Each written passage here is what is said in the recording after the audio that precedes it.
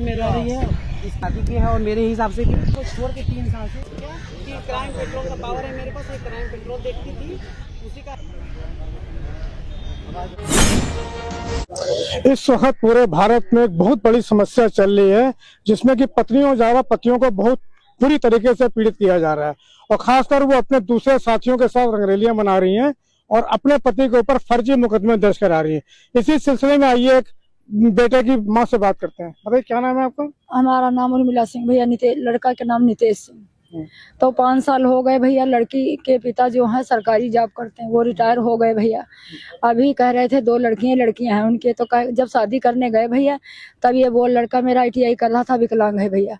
तो कह रहे थे अगर लड़का नहीं करेगा तो 10,000 रुपया मैं महीना दूंगा। और जो शादी कराने गए थे उन्होंने भी कहा हाँ हम दे लाएंगे। अब वीडियो होता भैया कोर्ट में प्रवेश कर देते।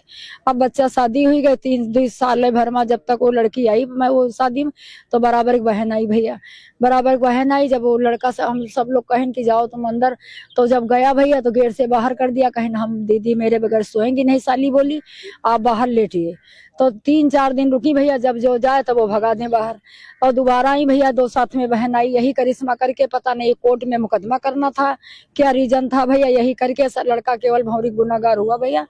कोई पत्नी से बोला तक नहीं, कोई न बात न पत्नी बोली न वो पता नहीं। फिर यहाँ से गए भैया, जेवर सब ले लिया, 5-6 लाख लड़की को ले लिया। कहीं पैर वैर छूने कोई जरूरत नहीं, पिता बोले चलो अब मैं इनको हम ठीक करता हूँ, इनको समझाता हूँ। पैर पटकिन जमीन, कहीं मैं इनको एडजस्ट करता हूँ इनकी बुद्धि।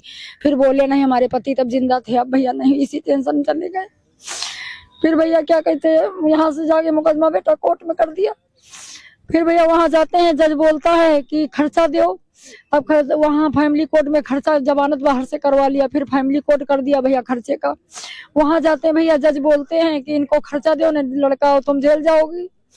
अब भैया हम कहें लड़का विकलांग है, खर्चा हम कहाँ से देंगे? जज साहब ने ये आदेश किया कि आपको इनको मेंटेनेंस देना पड़ेगा। मेंटेनेंस देना पड़ेगा। तो भैया हमने कहा खर्चा भी, लड़का विकलांग है भैया, सर्टिफिकेट भी लगा, तो कहे उनका खर्चा भैया कहाँ से देंगे? और लड़की जो चले मेरे साथ, हम रखना चाहते हैं, जो है हम खिलाएंगे, पर इनको खिलाएंगे, हम बाद में खाएंगे, ये भी कहा। जज बोला, लड़की से पूछा आप क्या चाहती हो, तो कहीं हम वहां नहीं जाएंगे। बाप ने यहाँ मकान बनवाया भैया लखनऊ में, लड़कियां हैं। तो हमने ये भी कहा जज साहब से कि हाँ ये कह रहे थे लड़की के लिए मकान बनवाया तो लड़का यहाँ रखेंगे।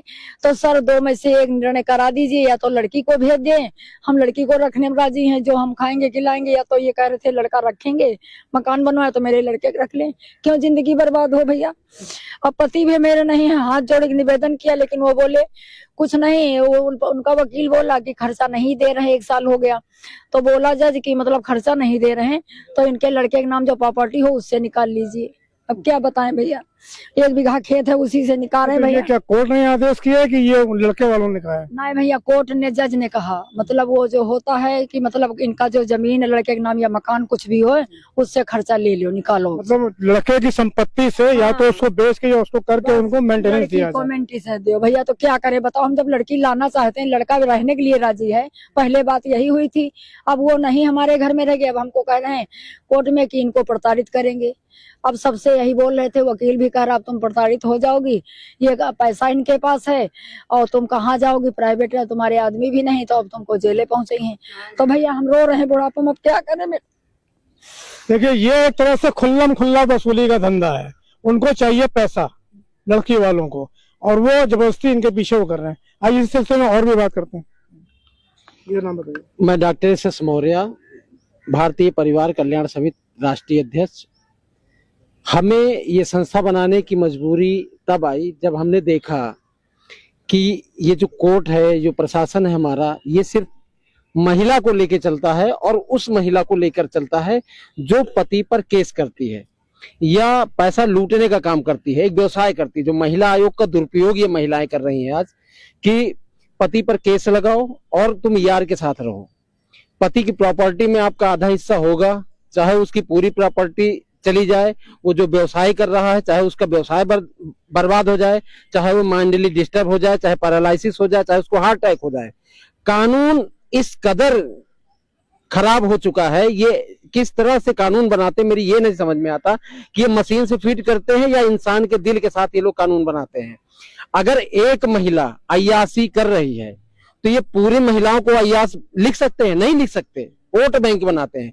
अगर एक पुरुष ने कहीं गलती किया तो इन्होंने पूरे पुरुष जेंडर को आतंकवादी बता करके गोली मारने का काम कर रहे। इस समय पुरुष ही परिवार चलाता है, पुरुष के ऊपर पूरी जिम्मेदारी तुमने डाल दी, लेकिन महिला अपने कर्तव्य जो 7 वचन लेके आती है, एक वचन पे न जज हमारा बहस करता है कि वो क्या वचन लेके आई थी और उसके क्या नियम अधिकार है, न हमारी सरकार उस पे मौन है।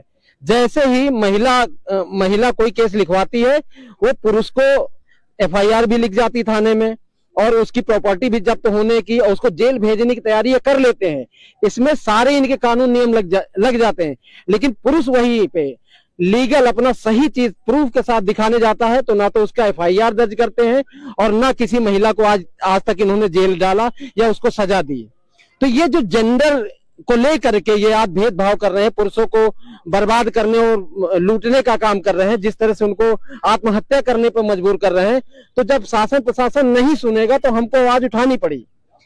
हमने परिवार कल्याण समिति इसलिए बनाई ताकि अगर हमारा अकेला भाई पीड़ित होता है, इसको ससुराल पक्ष से लोग आते हैं, 10-10 लोग इकट्ठा होकर मार रहे हैं, पर अगर ये केस दर्ज कराने जाए तो थाने वाले कहते पारिवारिक मामला में बोलूंगा नहीं। मतलब वो क्राइम कर रहे हैं तब भी नहीं बोलेंगे।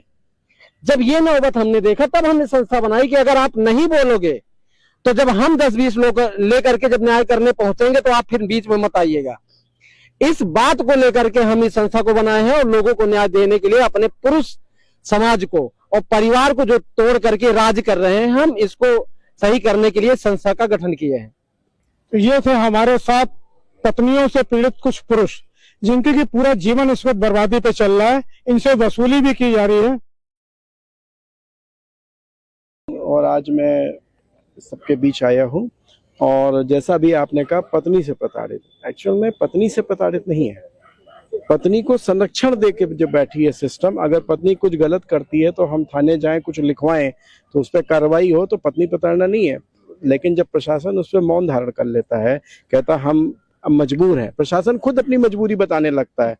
जब उसके पास जाओ कहते साहब हम कुछ नहीं कर सकते, लेकिन अगर आपकी पत्नी आएगी कुछ लिखाएगी तो अभी हम FIR दर्ज कर, वो कहते हैं हम कार्रवाई हो नहीं, वो वहां भी कहते हैं हम मजबूर हैं उसकी FIR लिखने को, और आपकी FIR ना लिखने के लिए भी हम मजबूर हैं।